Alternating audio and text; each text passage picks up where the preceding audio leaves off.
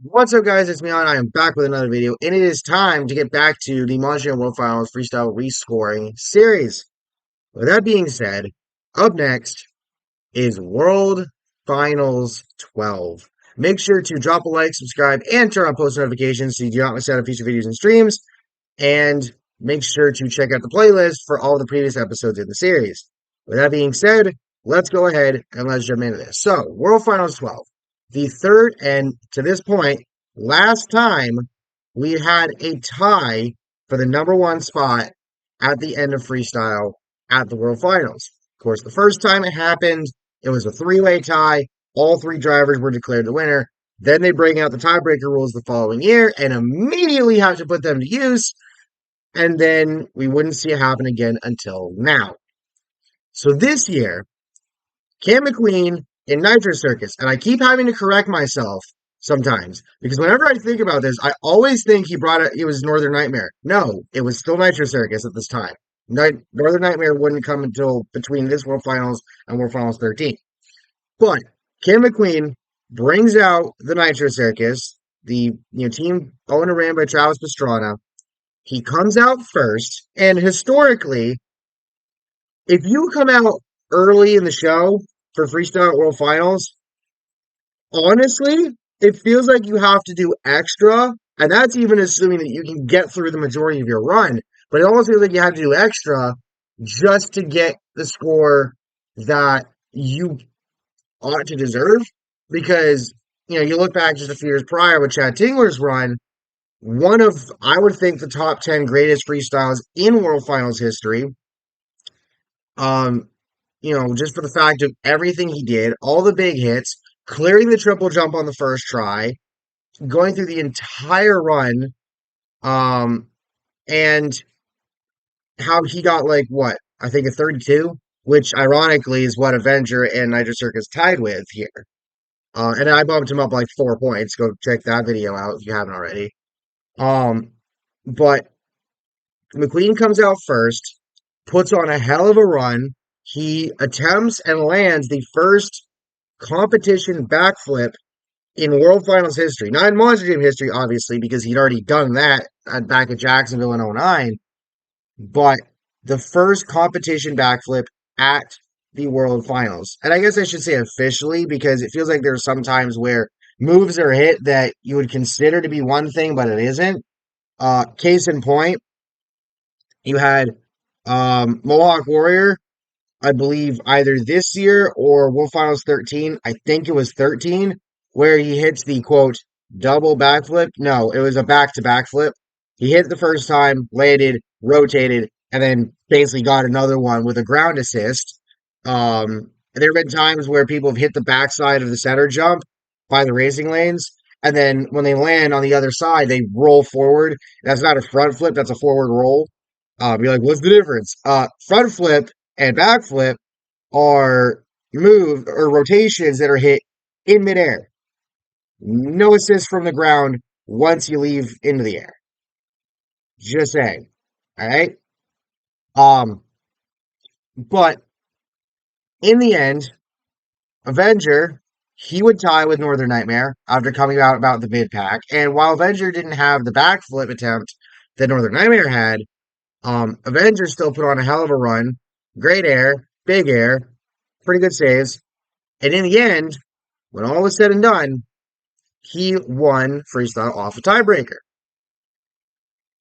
And in the rescore, verdict is, and still, your Monster Jam World Finals 12 freestyle champion, this time outright, Jim Kohler, an Avenger. He remains a two-time World Finals champion.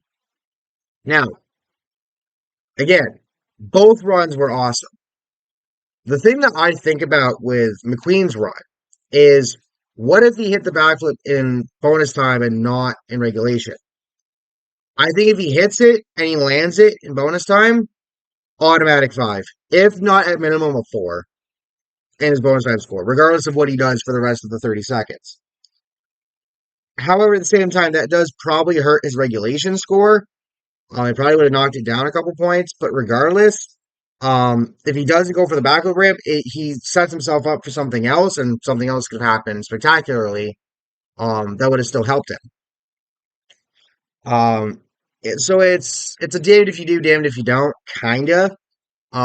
He still put on a hell of a show, and that's the other thing too is that if he had won at World Finals 12 in real life, what would have happened at World Finals 13? Because instead of coming out within the first 10 trucks like he did and putting on arguably one of the best World Finals freestyles of all time, it's top three in my opinion. Um, Instead, he would have come out towards the back. Everything would have already been hit. Backflip Rams would have been caved in by this point. So good luck there. And I just don't think he gets that same sort of run, and I don't think he wins. And that opens the door for somebody else to win. So, um, in a way, this was sort of a blessing in disguise in hindsight. Probably still stung in the moment, but if you're gonna lose on a tiebreaker, who better to lose to than Jim Kohler, right? Um, but I think in a way, the thing that sort of kind of gets forgotten a little bit is how close some of the other trucks were to them. Like, it's crazy because some of these guys plateaued at about 28, 27 points. Afterburner got a 30 in real life. Um, they came up just short of tying or surpassing Avenger and Northern Nightmare. Or Nitro Circuit, sorry. Um, for me, it's actually funny because I have Afterburner with a 34, Mohawk Warrior with a 33, Bounty Hunter 32, El Toro Loco 31, Iron Man with a 30, Dalmatian 29, and then Lucas Oil Crusader 28. So the top, so third, really first through ninth are all separated by a point apiece. And then you have Superman and Stone Crusher with 25s, Medusa 24, Shock Therapy 23, and then you know, and then 18 for Teenage Mutant Ninja Turtle, and it goes from there. Um, this is another year where some top names ended up finishing towards the back because they just couldn't get anything done, rolled over early. Digger, Max D, the defending champion Charlie Pollock and Monster Mutt. Um, yeah, defending. Yes, yeah, he would be defending his title from War Files 11. Okay, I had to think about that for a second. Um, right? Hold on, let me fact check myself real quick. Okay, yeah, I was right. Okay, okay, okay. My bad. My apologies. I had to fact check myself. Oh, and also, Great Digger the Legend, Adam Anderson.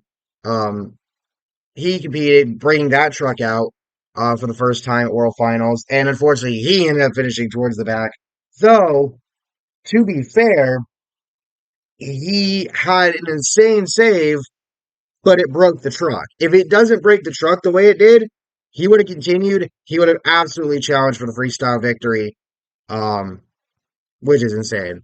But overall, this was a really, really good freestyle competition. Um, Again, at the top, it was a lot closer, I think, that people sometimes remember. Again, Damon Bradshaw on the Afterburner, George Ballhead and Mohawk Warrior. We often, I think that's a thing that gets lost in conversation is how close Ballhead has come to winning some of these World Finals freestyle competitions, and whatnot. Bounty Hunter was up there in the top five. And then again, El Toro Loco, Iron Man, and Dalmatian, and then Crusader, you know, up to the ninth spot. Like it was close near the top for this particular Wolf Islands freestyle competition. But in the end, Avenger got it done. He won in real life off a tiebreaker, and this time he wins outright. So, with that being said, thank you all for watching. Hope you all enjoyed. Let me know your thoughts down below. I'll catch you all next time. Peace.